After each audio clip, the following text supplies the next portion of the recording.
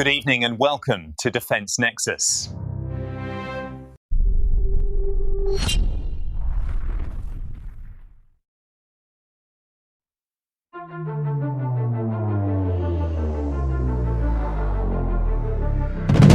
Pakistan Navy has successfully tested its indigenously developed, ship-launched anti-ship ballistic missile. The Navy says the missile can precisely strike both sea and land targets, thanks to its advanced guidance systems. The Chief of Naval Staff witnessed the test, along with senior engineers. The released image confirms the missile was tested against a naval target.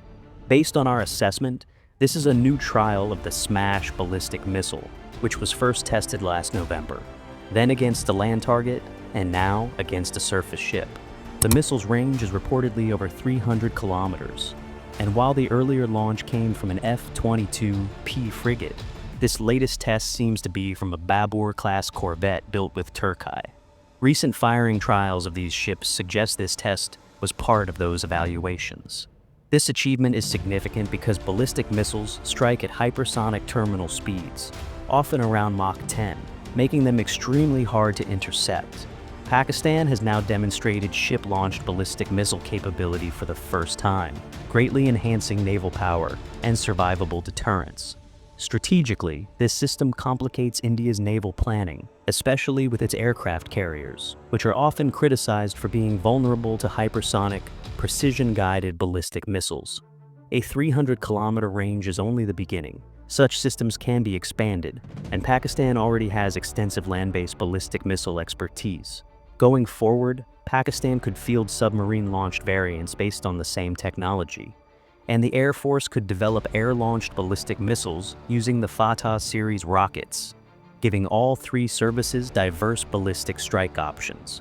In short, this test is a major milestone. It boosts Pakistan Navy's offensive and defensive reach. In the past few days, Indian media and defense handles have been aggressively pushing reports that China has either supplied, or is about to supply, the PL-17 long-range air-to-air missile to the Pakistan Air Force, and that integration with the J-10C has started. Because of this sudden hype, it's important to break down what's real, what's exaggerated, and what this missile actually means for the PF. The PL-17 is a next-generation, very long-range AAM designed mainly as an AWACS killer. Estimated range, around 400 kilometers, depending on launch conditions. Optimized for slow, high-value targets like AWACS, tankers, and EW aircraft. Uses gel-based propellant and reportedly triple-pulse propulsion, giving it far superior reach compared to the PL-15. Considered more of a strategic weapon than a regular AAM, because of its size and weight, only medium or heavy fighters can carry it, which is why the J-10C is seen as a suitable platform, likely carrying one missile on the centerline pylon.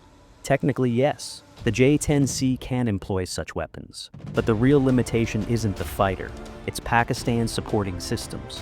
Right now, the PAF relies mainly on the Saab 2000, which has a range of around 450 kilometers.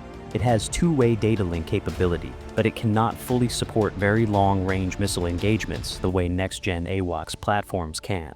To get the maximum benefit from a 400-kilometer missile, the PAF needs next-generation AWACS with much longer detection range. Next-gen fighters like the J-35, a complete ecosystem built around long-range air combat. And these upgrades are already on Pakistan's long-term modernization path.